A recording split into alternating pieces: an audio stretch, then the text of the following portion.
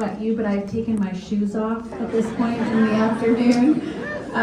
Just want to welcome you all again for being here. It was so special to have you with us at the Cathedral, and now here we are all gathered together. Before we get into what we're going to do now is a couple of us are going to be giving comments, a couple of people who have been very special in Jane's life and in her work. So we're going to be hearing from them. But I'd like to turn the attention and just give a big thank you to everyone at the Jane Goodall Institute for putting together this extraordinary.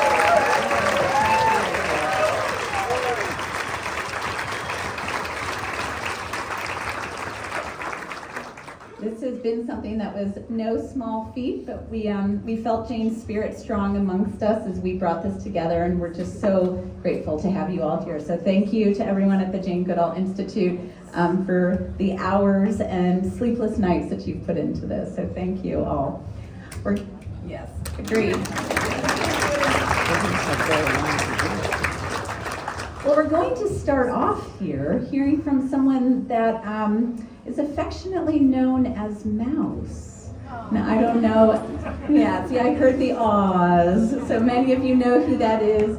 It is the one, the only, the legendary Mary.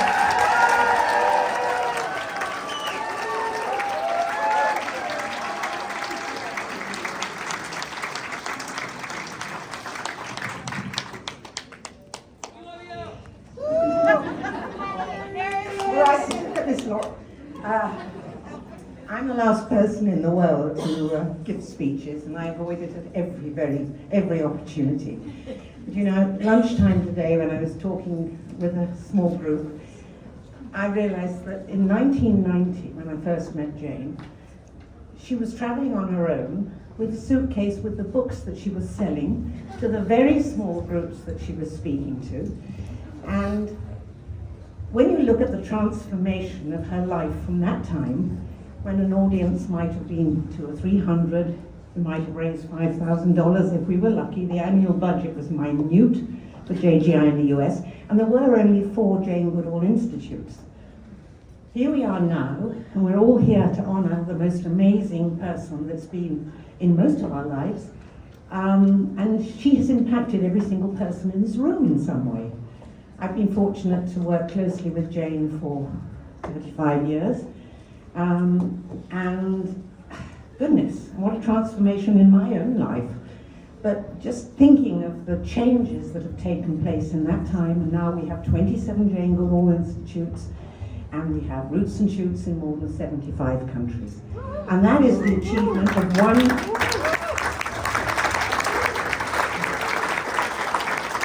I'm not going to go into all the hundreds of things she's done, but I'm just going to tell a couple of minor stories. It's the kindness and the thoughtfulness of Jane that I remember most strongly. She always checked up on people who may be facing a medical problem. She was always checking to see how people were. She spent hours on the phone to people who were in distress for some reason. But she also knew that I liked to collect ribbons. So as she was given chocolate boxes around the world, she would come back, and every time I saw her, there would be a little plastic bag full of all the ribbons off all the chocolates that she'd been given. And another quick example, she had a great friend in Holland who was a person who had a Miles of Smiles club that he started way back at the start of the State of the World Forum. And he used to go around painting smiling faces on thumbs and saying, now you're a member of the Miles of Smiles Club, and now I'm empowering you to go around and make other people smile, which it worked. And Jane spent days and months collecting photographs of smiles, whether it was a street sign or an unfortunately a smiling chimp or a child or whatever, and she pasted these things out. They would have stretched twice around this room, and she parceled this all up and sent it off to Fred Manser. So, I mean, I think we've all got our stories, and I'll cut it at there, but thank you. And thank you to everybody for today. It's been amazing. Thank you, Mary. I would encourage all of you to chat with Mary. She has some of the most extraordinary stories. We are encouraging her to write multiple volumes of books. some of these stories. Next up, now I saw you earlier. Where have you disappeared to, Tony? Tony Collins. Dr. Anthony Collins. Who, there he is.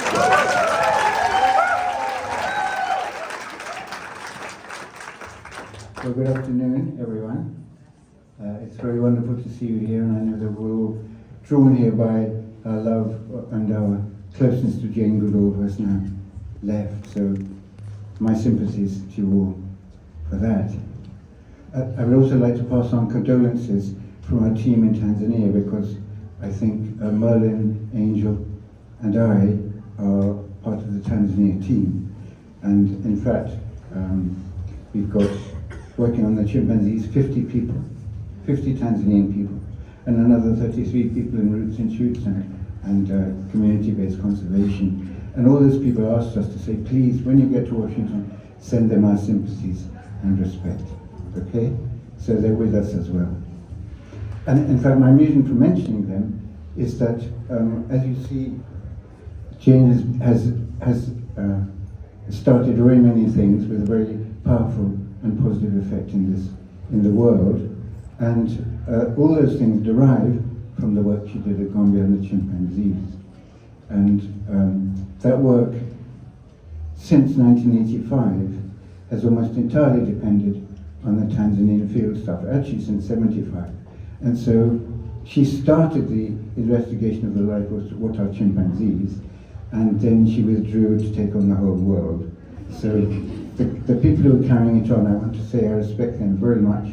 They know the chimpanzees very well, just as Jane did. They move in among the chimpanzees as Jane did, and they understand all the things which they are doing. Also, I should say, baboons and the monkeys, which are also the hybrid guano monkeys. But one of the key things about those people is they've been there many years, and they know the chimps very, very well. I think as Jane knew them. Kind of like as you know a friend. Not that they're friends with the chimpanzees, but they kind of know the differences between everyone, what they're likely to do, what they're not likely to do, who's friends with who, and so on and so forth. And it's their knowledge which is continuing Jane's story of research into the chimp, and I wanted you to know that, and it's an absolutely wonderful thing. The other thing is that, this time is short, you know that Jane has now initiated many things, but these things all started off from the work she was doing at Gombe. For example, she discovered in about 1986 that chimpanzees all across Africa were in bad trouble. People cutting forests for timber, people shooting chimps, shooting mothers to catch the babies, to sell them to laboratories, or even people shooting chimps to eat them. All kind of horrible things, but the numbers are going down and down. And when she realized this, it was a shock to everybody, but she took it to heart, because the chimpanzees had accepted her to be among themselves. She knew their characters very well, she knew all that in their head, but she knew it also in her heart. She said, I have a strong personal love, involvement with these chimpanzees. If chimps are in trouble, I really want to help them. Secondly, at that time she'd just become very famous with a publication of the chimpanzees of Gombe, big book, and the whole academic world was astonished because they thought she'd lapsed after the kidnap. And suddenly she was there with fantastic information on chimps. And so she instantly had respect. So she said, I'm the person who must help the chimps, and I'm the person whose voice will be most listened to, because I have got all this new information and respect. So from that day, she became not a chimpanzee researcher. As I said, we guys are carrying on that. She became a conservation activist traveling the world. And when she discovered that chimpanzees were in trouble, the first thing she had to do was to try to conserve them across Africa, which she did initially by going to senior government officials in each country where chimpanzees existed. She started off with the help of the Ambassador Phillips in Burundi. His wife was with us yesterday, maybe today. And then she went to Congo, Brazzaville, Congo Democratic, and across, always talking to high-up people in the government. But in many countries of the world, people high up in the government don't stay there very long. And so she made great progress, goes back 3 years later, has to start all over again. And so that was to save chimpanzees. Also, because she knew what chimpanzees need from each other, she said we must look after the chimps who were kept in captivity, in laboratories, and those places. So she lobbied and lobbied on Capitol Hill and various international places to try to get the rules changed for the caring of chimpanzees in captivity. And that was really her animal welfare second response to realizing chimps are in trouble. And she made major changes in the law and in trade. Now, because her strategy of approaching senior government officials was like a 3 steps up, 2 steps down strategy, because the people are moving all the time. One day it came about that after 30 years of Gombe, we were celebrating in Dar es Salaam, and some students from different schools she spoke to came to her house, and they formed Roots and Shoots, which I hope somebody will talk to you more about. But anyway, she suddenly realized that why talk to these senior guys, the politicians, who are going to move up and move on? Let's concentrate on the youth, because young people are fertile with open minds and they have energy, and that became her major strategy, which was a good birth, simply from her telling all these students in Dar es Salaam about the life of chimpanzees.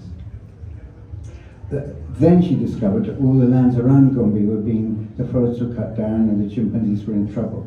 So she generated, with the help of her colleagues, community-based conservation. And so that also was born out of her care for chimpanzees in the wild. So I think on the whole, her impact in the world is very great. There will be many branches and they're powerful and they can affect all of us.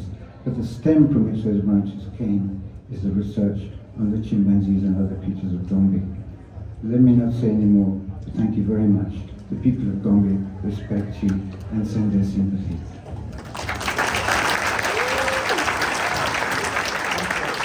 Thank you, Tony. Just so you know, you're hearing from some absolute legends within Jane World and the JGI. I'm going to turn it over now to another legend, Ann Pusey.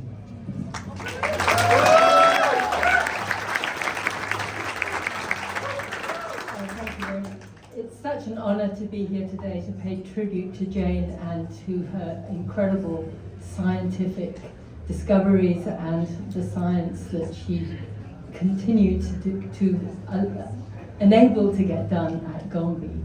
So I got to Gombe as an assistant for Jane, aged 21, with a newly minted zoology undergraduate degree in 1970. So this was early on, fairly early on still in her study. But by then she had made her many earth-shattering discoveries and had changed the view of chimpanzees and their place on the planet and our connection to them. She'd made discoveries about tool use and hunting and the incredibly human-like social gestures they showed, their very complicated social relationships. And when I got there, we also started seeing the darker side of chimps, that they actually are very aggressive to their neighbors and perform a kind of primitive warfare. So in that way, they're like us as well.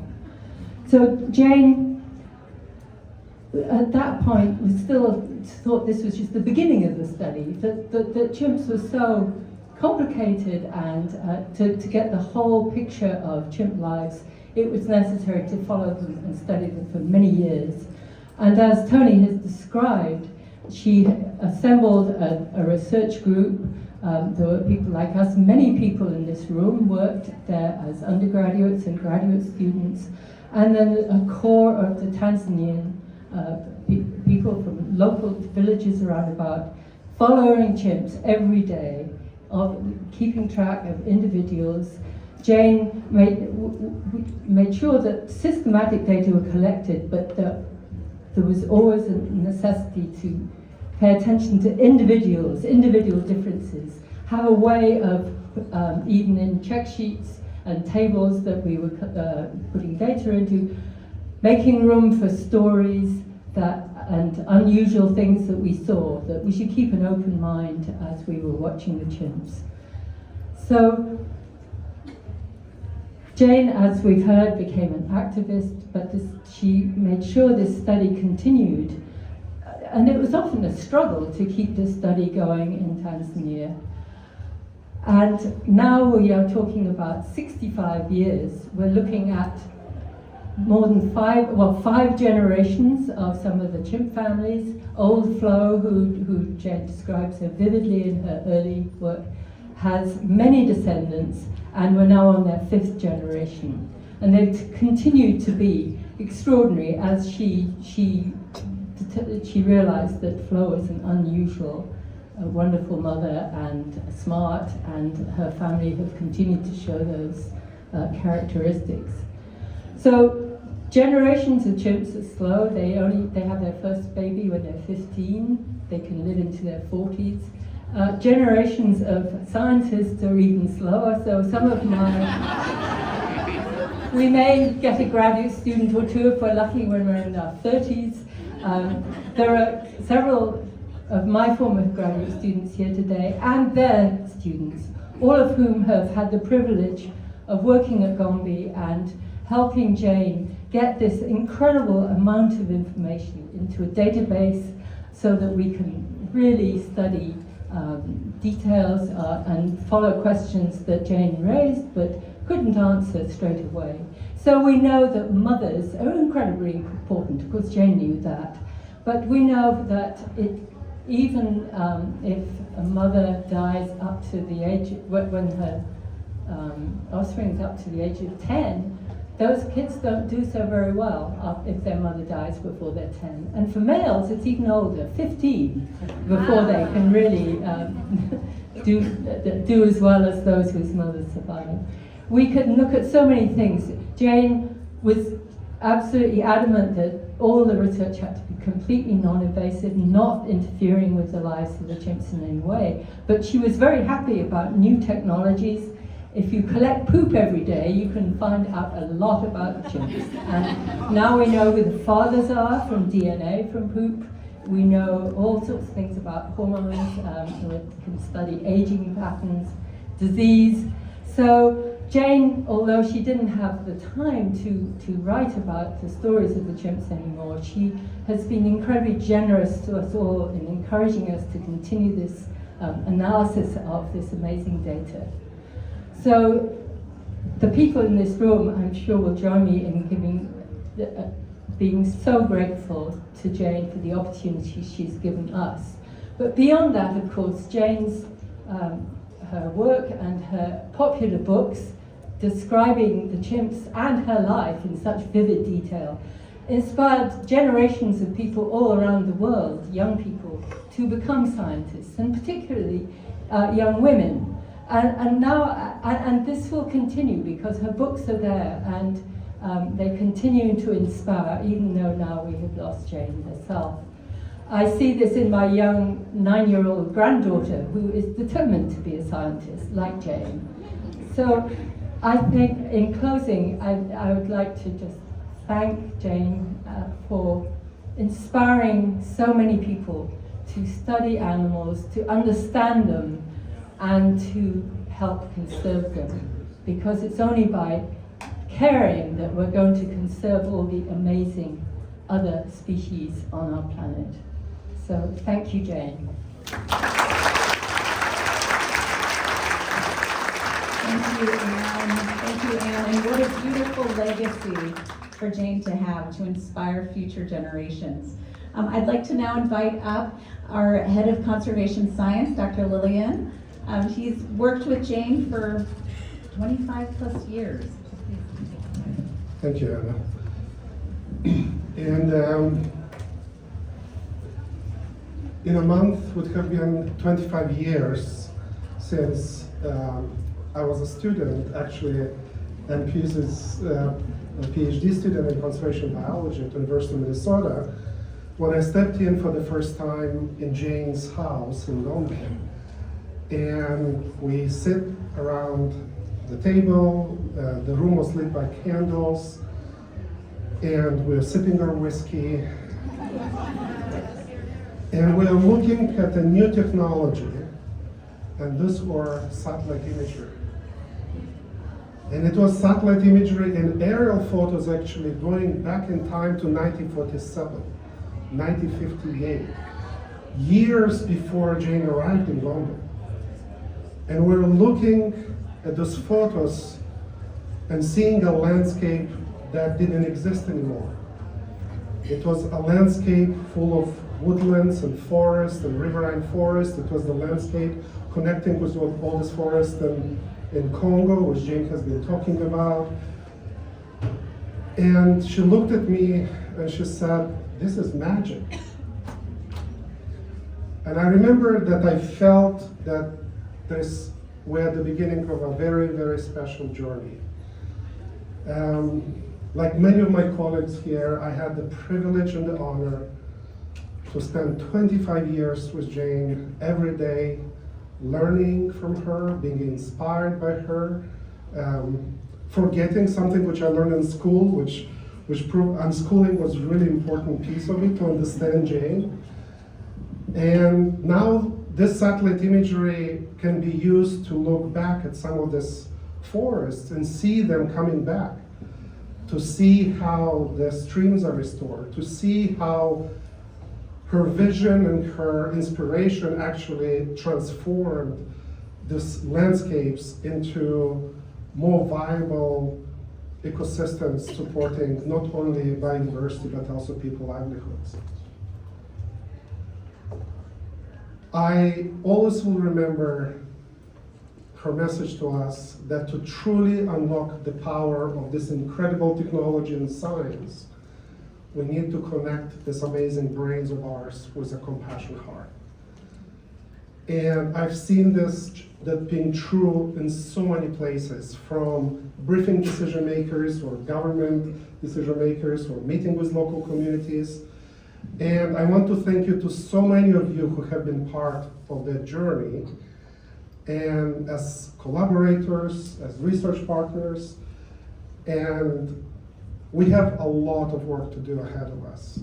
So I just want to commit to all of you that we are here to continuously engage with all of you in transforming these landscapes and protecting these landscapes way beyond Gombe. Thank you so much. Thank you, Lillian.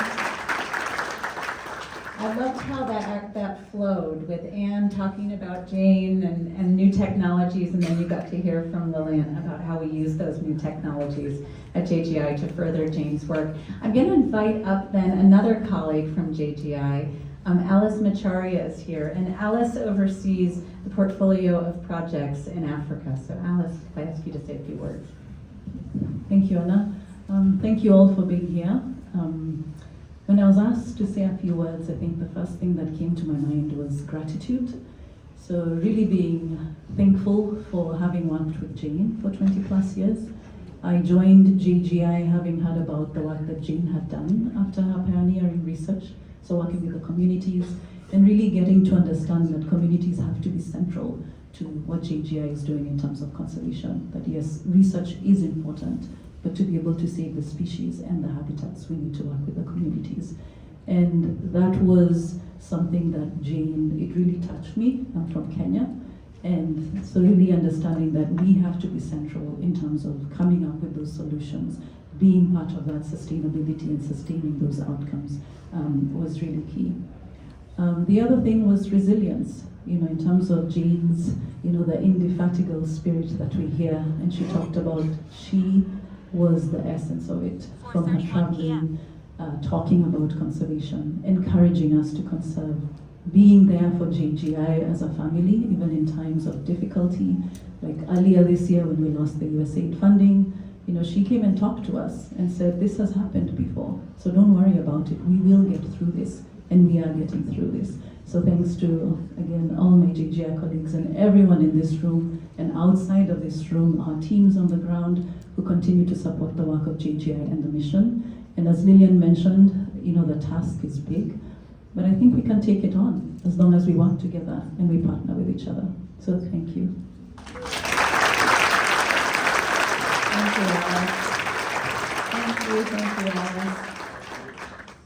I'm gonna call up now. Where? Patty Reagan. Oh, okay.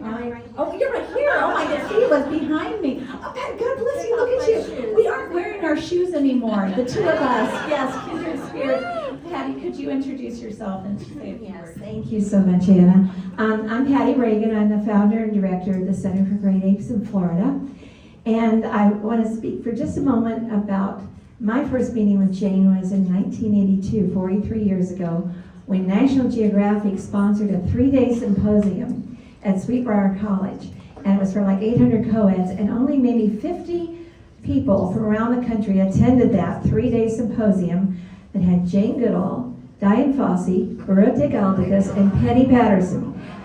And I and a couple of my friends were grade 8 groupies, and we said, let's go, let's just go.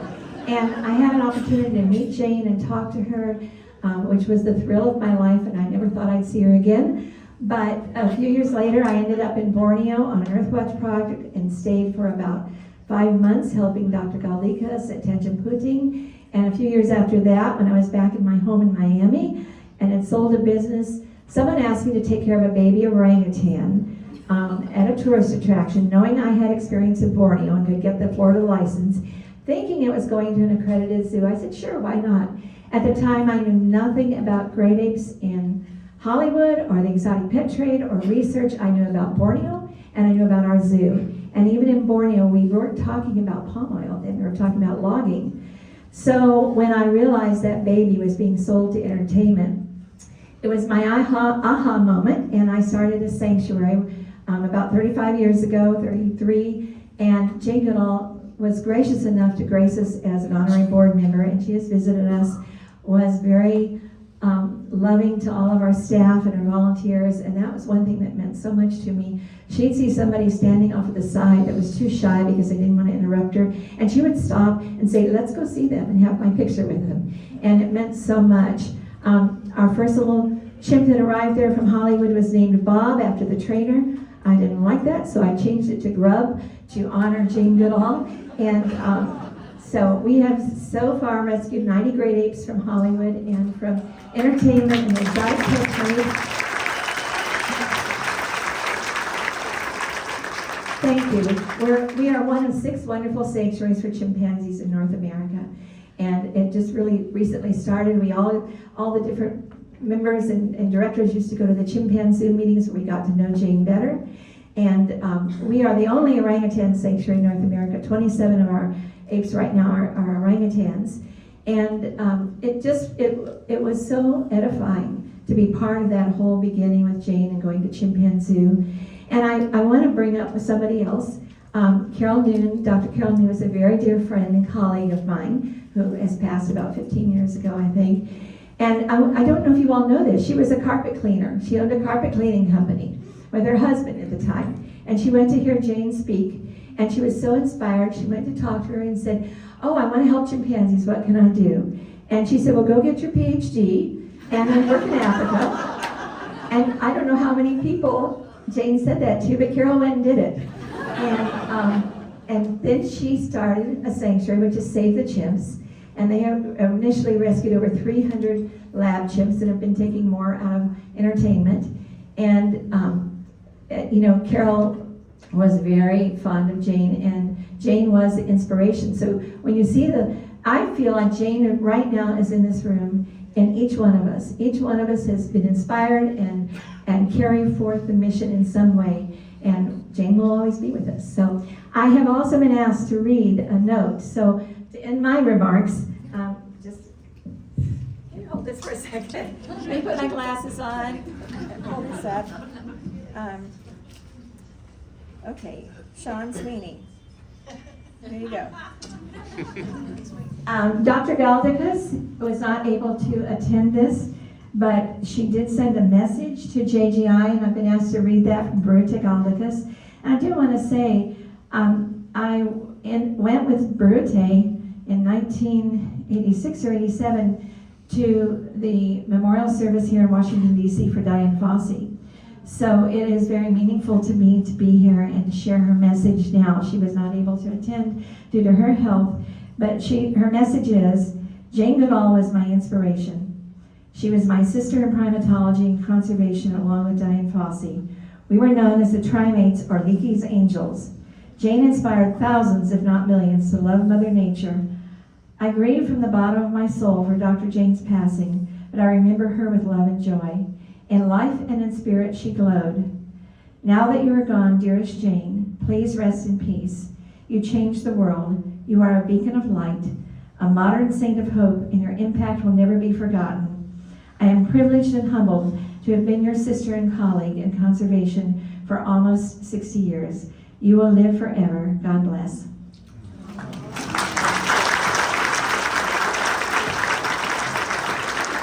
Thank you, Patty. That was just beautiful, and to have those remarks from the Trimates, that was really, really beautiful. Thank you so much. I'm going to call up, we have two more, and I'm going to call up now someone who is representing a very important aspect of Jane's life's work, and that is roots and shoots. So Serena, could I ask you to say a few words?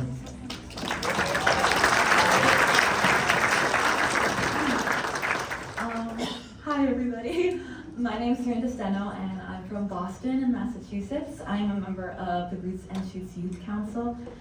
First off, I just want to say it's such an honor to be here with all of you today and have the chance to speak. As I'm sure everyone is feeling right now, today has been so incredibly sad and heartbreaking as we come to terms with the reality of Dr. Goodall's passing.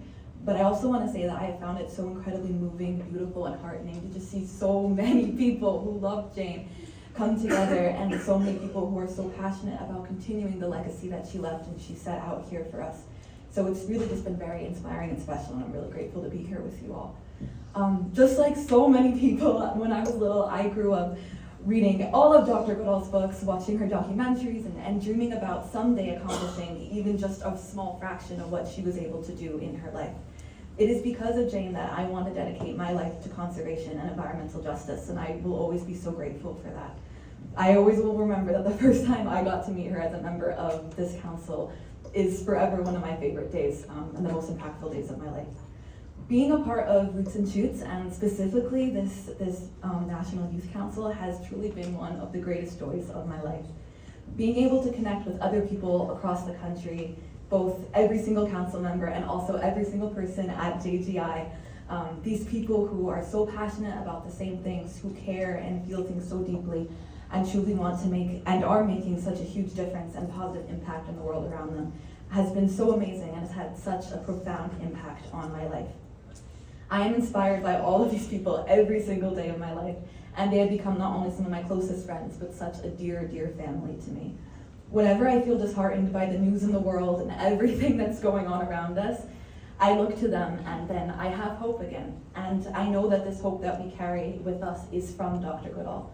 The love and hope and determination that she poured into creating this program, Roots and Shoots, it truly feels every single project we have, every meeting we have, and every moment that we all share together. And I know that it always will. It's something we will always carry with us and share.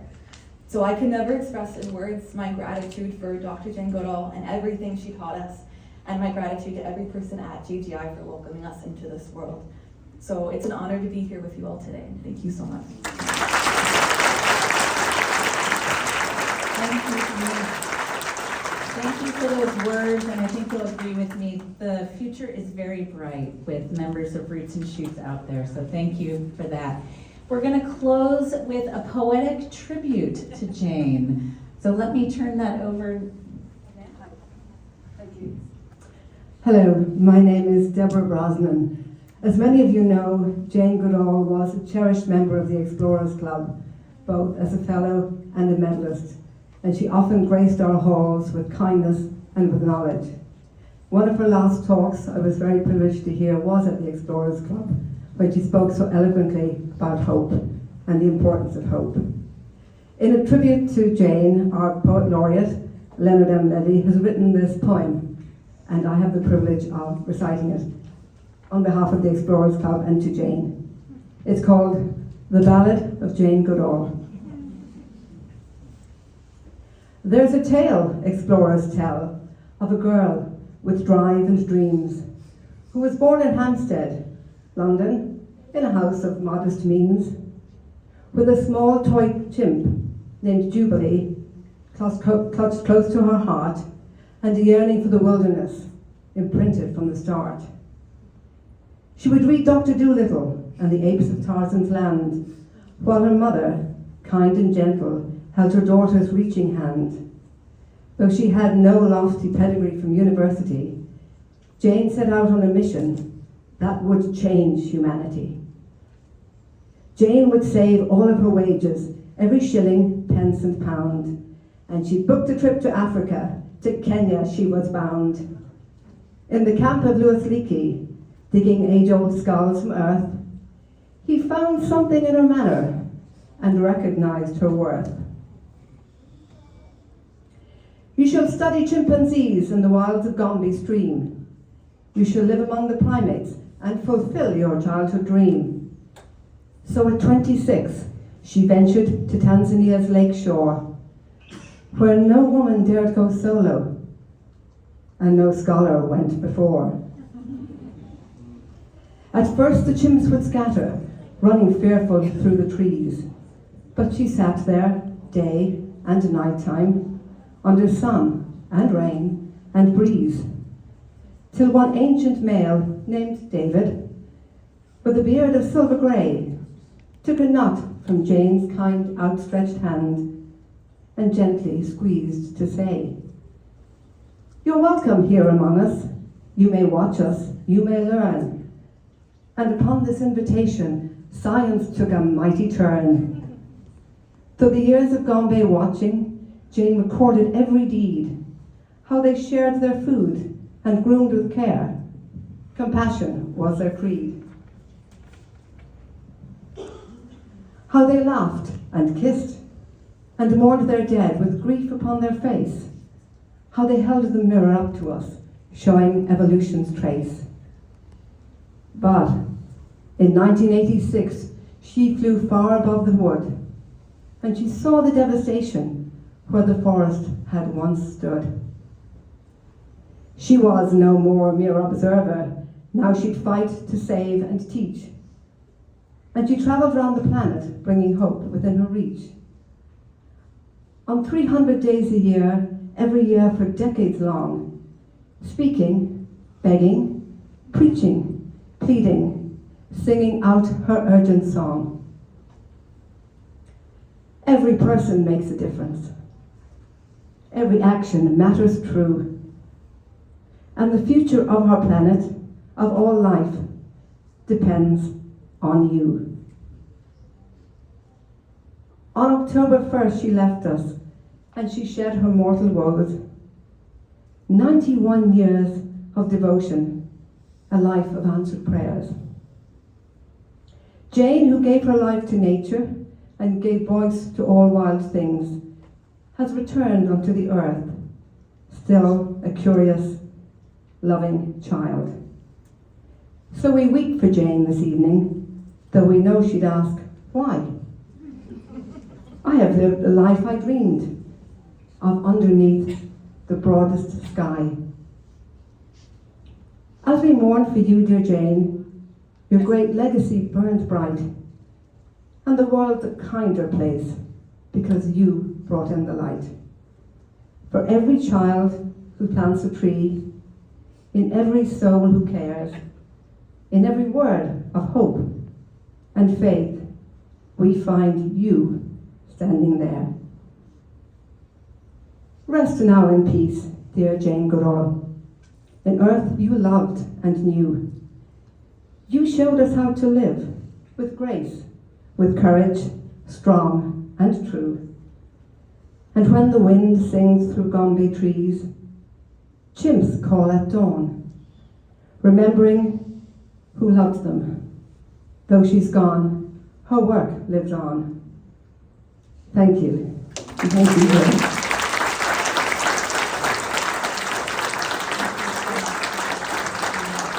My goodness, Deborah, thank you so much. That was beautiful. I'm always pleasantly surprised by how much Jane inspires people and the kind of artwork that we are privileged to receive at the Jane Goodall Institute, whether it's paintings or collages. And so thank you for that gift of poetry for us, and just beautiful. She lived the life she wanted. I mean, how beautiful. So thank you for that. I was wrong. We've got one more thing here, so let's cue that.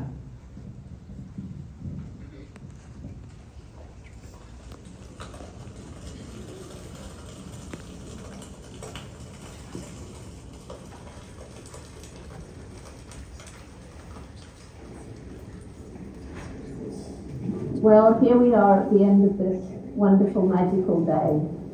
It was really lovely to go over the stream and celebrate some of my old Tanzanian friends like Hilali and Eslon, Hamisi, Jumaine, and the others, and to hear some of the stories, and then to come back and have a last little celebration. And now everyone's gone to bed. And I'm spending just a few minutes thinking over this magic day, because I want to be sure that the memories are fixed forever in my mind and in my heart. And it's been a day of celebration, so I saved just a little of the whiskey, and that's Scotch to down in America, so that I can have a little celebration with you too. So you raise your glasses and drink to all the people and all the chimpanzees who've made it possible. Cheers. And now I'm going to bed. So, good night, everyone. Here's to Jane.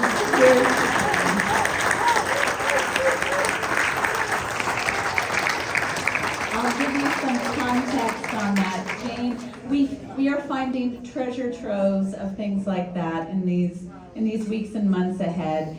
Jane recorded that many years ago, and she was talking to some of the researchers and staff at Gombe, but we found it to be so fitting for today, so wanted to share that with you. So thank you all again for being here. You honor us with your presence. Together we carry forward Jane's life's work and legacy, and couldn't think of anybody better to do it with. So thank you all for being here.